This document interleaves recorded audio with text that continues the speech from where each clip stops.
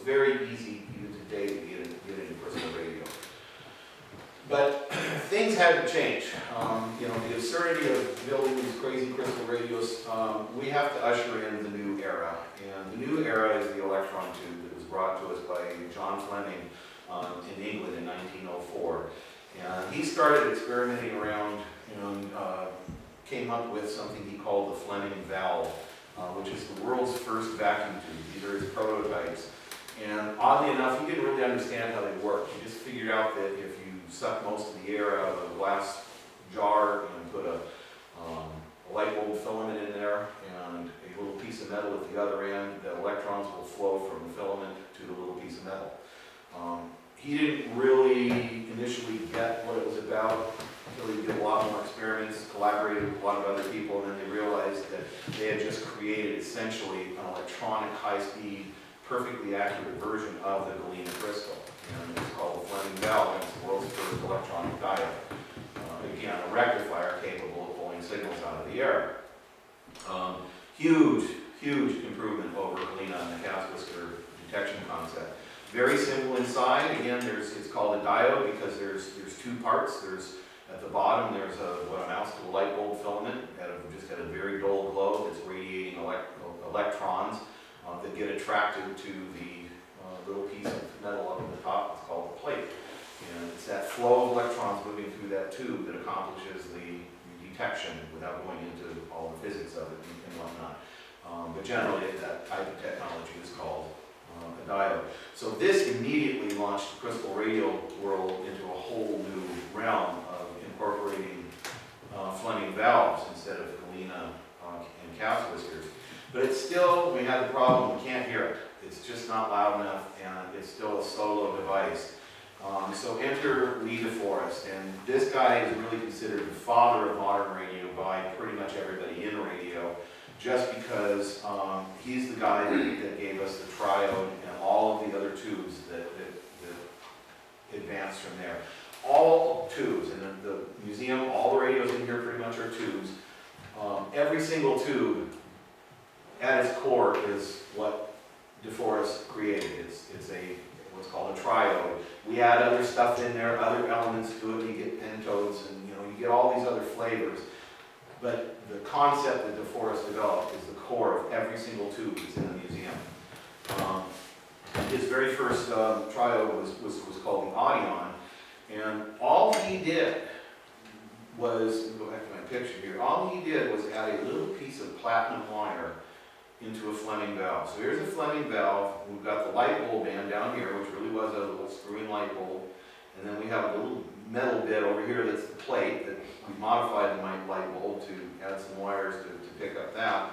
And all Fleming did, or DeForest did, is he added a little zigzag of platinum wire in between the two. That's it. Just that one little piece of wire. And that's what launched the modern era in electronics.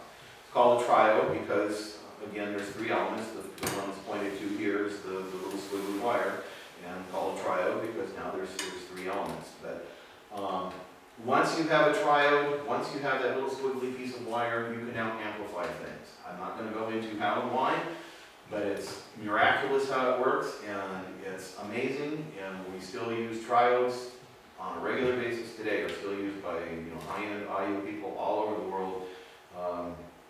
Triodes are still used, just identical in almost every way to the early ones from DeForest. So now if we take a Fleming valve, which is inside this black box, and then we add one or even two audio triodes from DeForest, and what do you know? We now have a radio that can power a speaker into a room, and now all of a sudden radio becomes a social event. Now mom, dad, kids, we can all sit around the room and listen to radio programs that are now starting to appear in kind of random ways, little individuals just saying, hey, let's do this radio thing. And transmitter technology was improving in the background, which I'm not covering because it just goes too far astray if we do that. And within just a few years, the market was starting to flood with tube-type AM radios, and radio programs just started coming out everywhere, again, mostly by individuals. We don't have commercial radio broadcasting yet. It's all just done by individuals that just have a passion for making fun stuff happen. This is a early ad for an Atwater Kent radio. And if you don't know, Arthur Atwater Kent was a rather wealthy industrialist, a kind of a gentleman's gentleman manufacturing guy. And he made what amounted to the Bugatti of radios. The early Atwater Kents sold for around $100 in the early teens, which was a lot of money. And by the time the company folded in the Great Depression, their radios were $295, was his last model in 1933 when the company folded. And that's the equivalent to about $4,500 today for a radio that plays the AM band. This is, as far as I've been able to determine, this is an actual radio advertisement for the radio you're seeing there, the Atwater Kent. The video is, I have to warn you, is whoever put it together, they're a little anachronistic, so you're going to see radios that have nothing to do with the 1910s. The important part here is just the audio, and this is what radio would have sounded like with an Audion based early Atwater Kent about 1922, listening to an early commercial broadcast of an advertisement.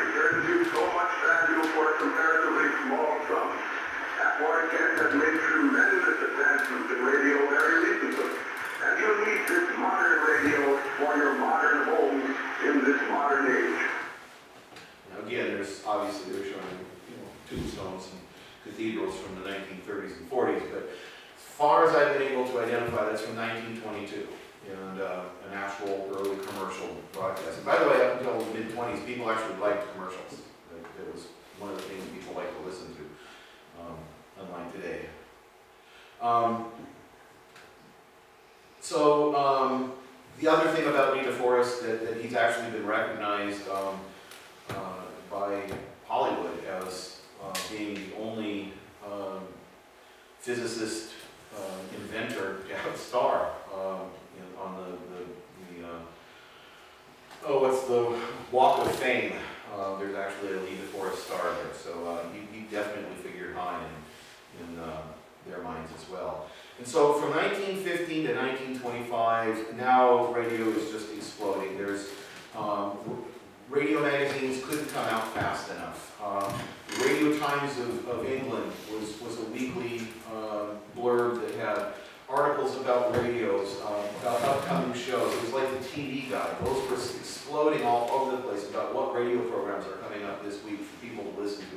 Now that it has become kind of this social network that people are sitting in their living rooms and now they're experiencing the greater world. Somebody in Omaha is hearing a broadcast that might be coming from somewhere in Europe that's been relayed, and they're hearing things that they would never ever hear otherwise.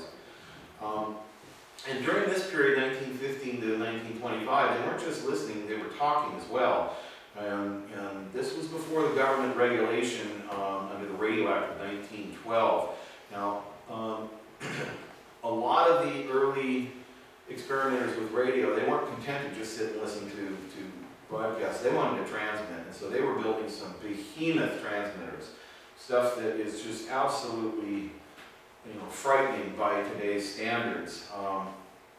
Transmitters running thousands and thousands of watts of energy to create a bigger and bigger spark to get a farther and farther distance. And of course, spark transmitting doesn't transmit on really a frequency. You kind of steer it to a range of frequencies, but it just bloody takes the whole thing. It's like the difference between a floodlight and a laser pointer. Modern radio is a laser pointer. The spark transmitter is a gigantic searchlight. So they're very, very different things. And this guy's particular transmitter, I'm going to show you a video of. He's actually running 13,800 volts, all open, all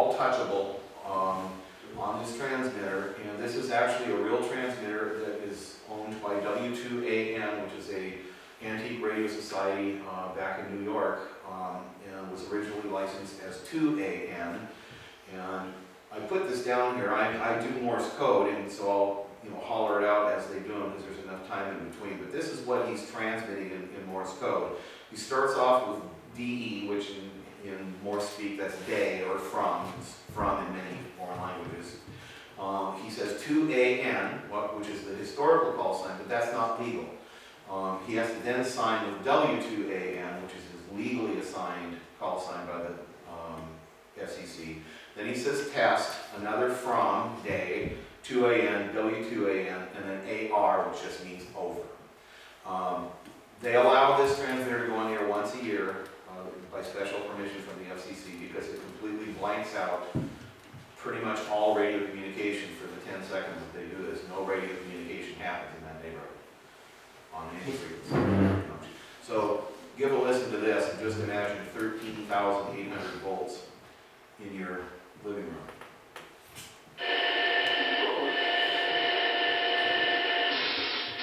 Okay. 2AN. W2AN. Test. Okay. 2AN. W2AN.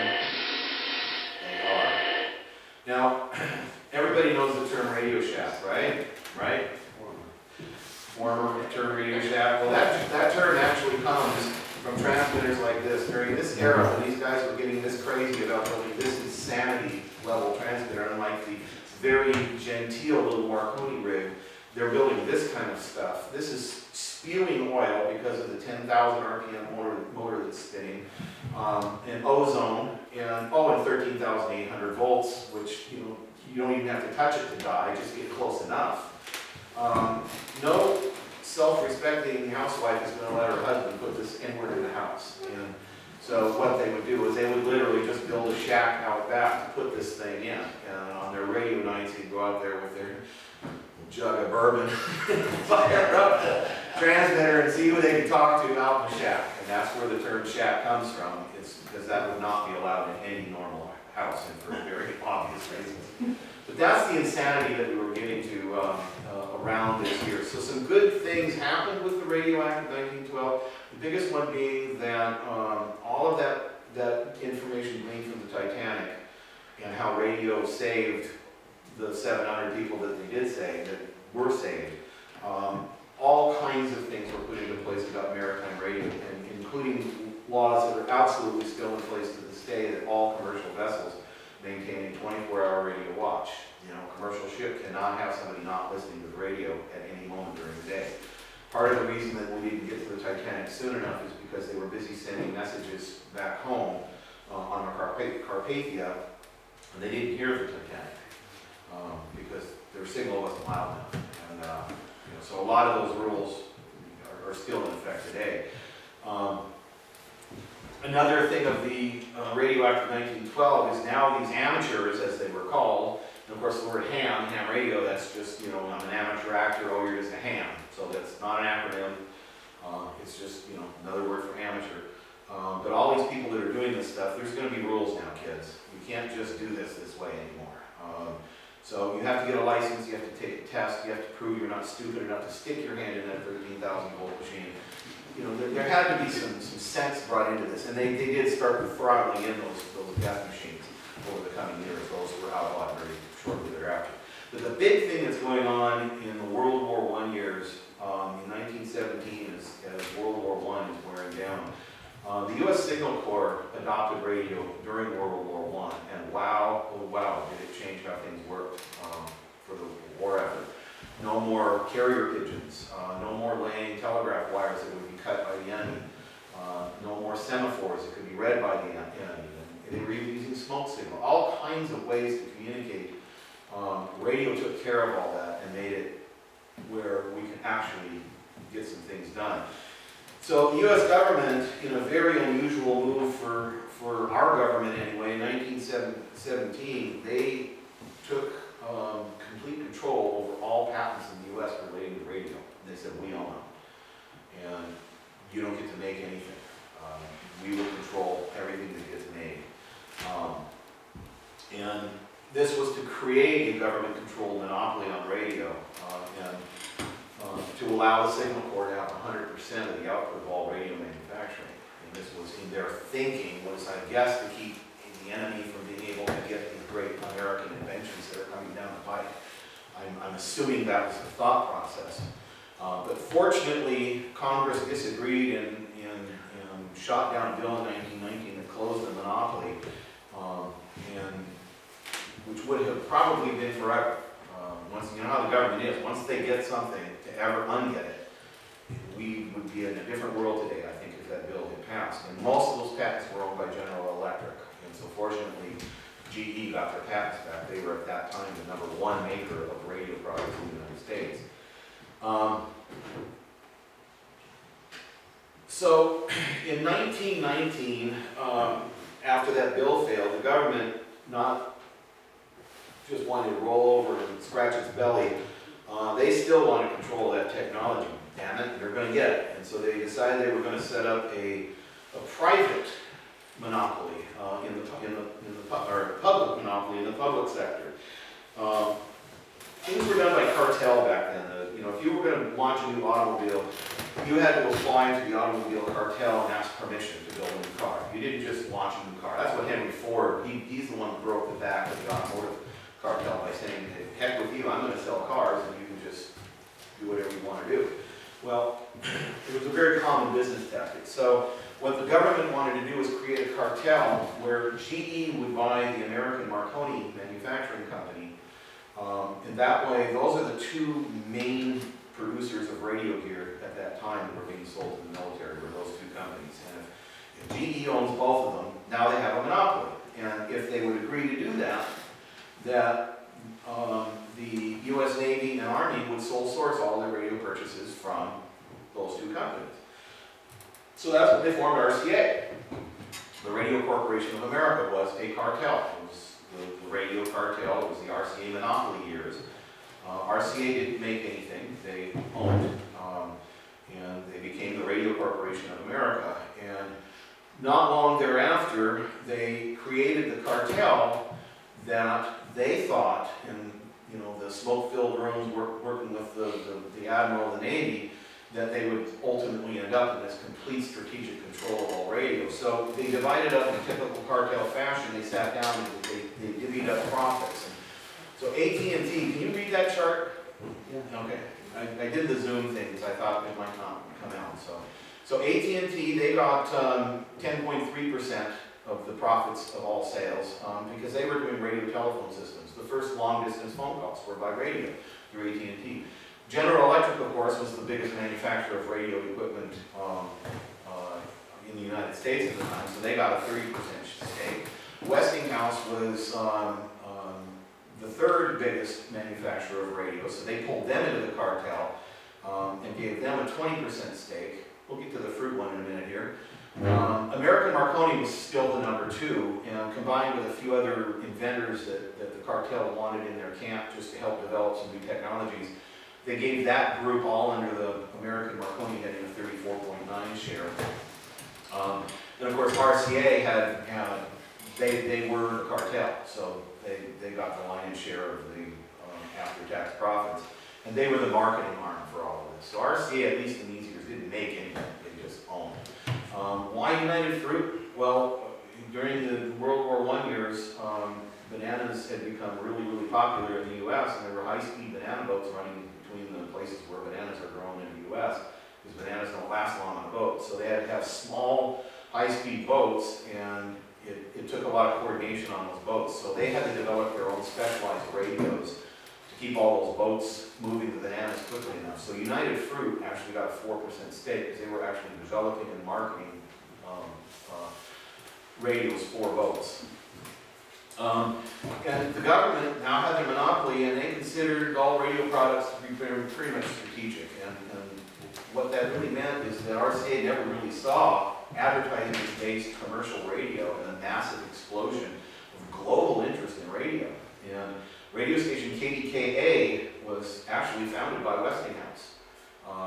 Nobody Nobody told them they couldn't start a commercial radio station, and it's not strategic, so it's outside the cartel, right? So they launched radio station KDKA, becoming the first commercially licensed radio station in the world. And I say in the world because in the Netherlands, a station went on the air about a year earlier, PCCG in The Hague, but they weren't commercially licensed yet. So, you know, it's both, they were the first ones to be broadcasting on a big scale. KDKA was the first licensed radio station in the country.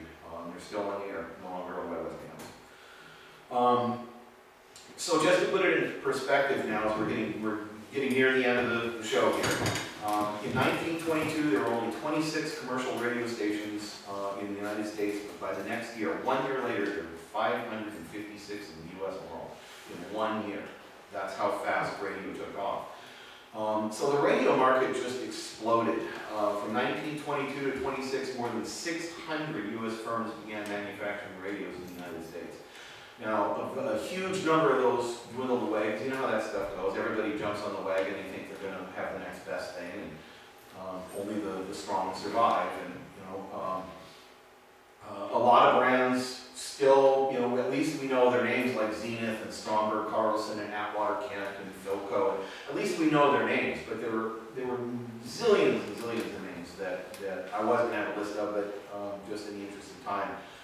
You should Google it sometime, just the lists of the radio companies that came and went back then that we just don't hear of anymore.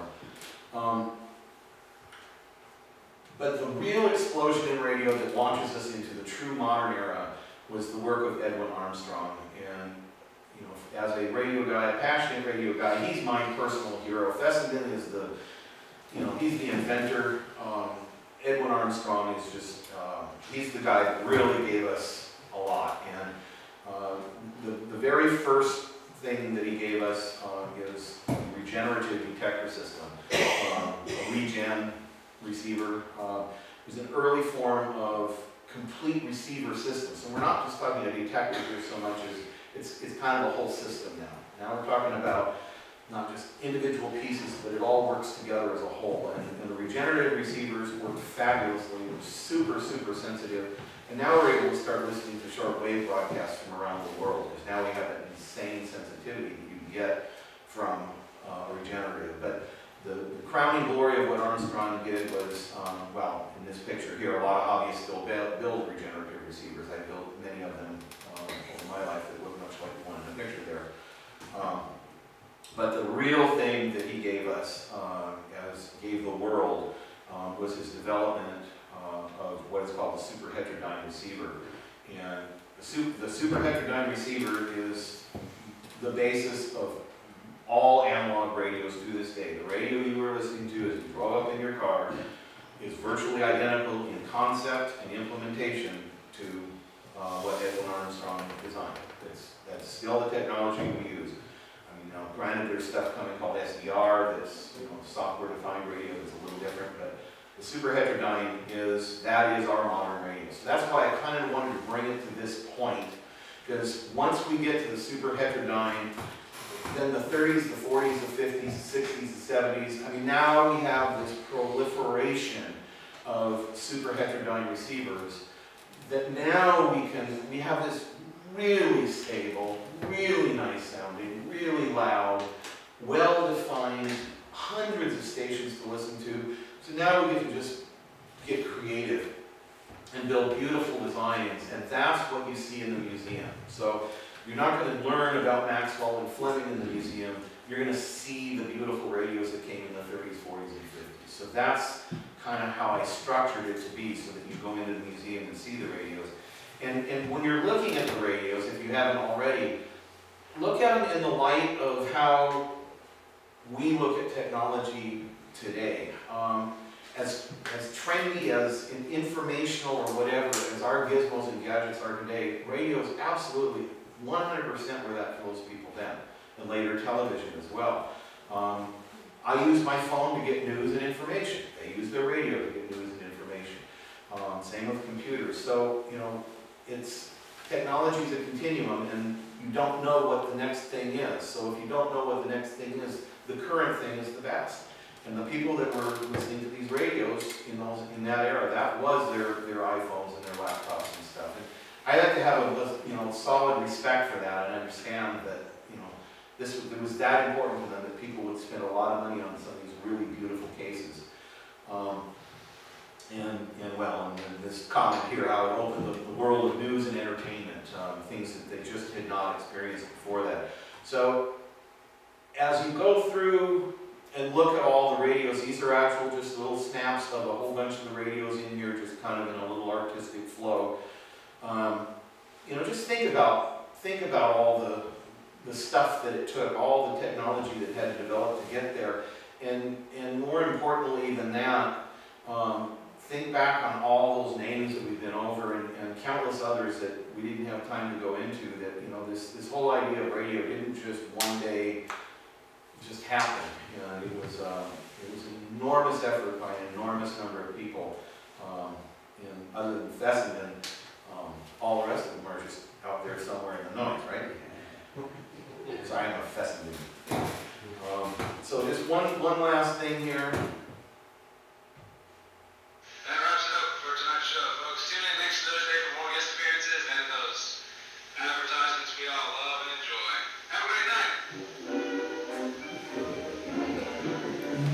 They really did. If you read about early commercials, people actually would listen, they would wait for the commercials. A lot of them were fun and campy, and it was all new. So anyway, that's the presentation. I thank you for coming.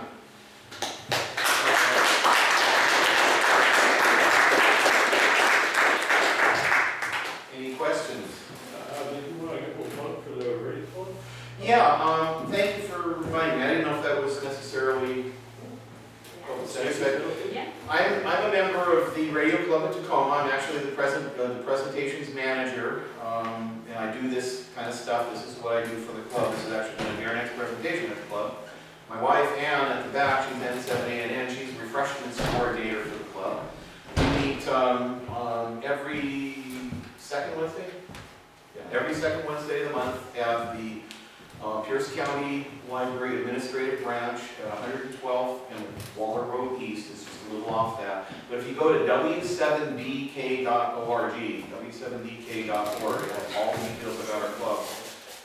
On Saturday mornings, every Saturday at 1249 South Washington, we have a little 2-3 hour get together and chit chat. And everybody's welcome. You don't have to be a ham radio guy. You don't have to know anything about radio, but you want to learn. If you go to the radio clubhouse on a Saturday morning, we've got a museum upstairs of old radios, lots of old amateur radio equipment, including a small spark gap transmitter, a little baby one. And we would love to have you there. We also have our formal meeting the second Wednesday of the month at 7:30 is when it begins. Social hour starts at 7, and we always have an interesting program either from me or from a presenter that I might bring in to present at the club. So there's always something interesting to do there with refreshments. And you can learn about ham radio.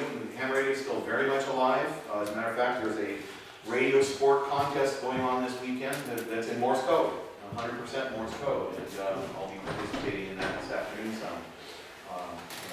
It's a great hobby, and we'd love to see you come out to the club sometime. And I've got some business cards up here too.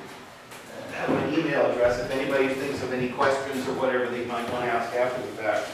Dave, you got a question back here? Oh yeah, go ahead. On the meetings at the library, are they open to the public then? Yes, absolutely. Yeah, and there's no charge. You do not have to be a member. And you just show up. Again, it's the Saturday morning one is from 10 to 2 at 1249 South Washington.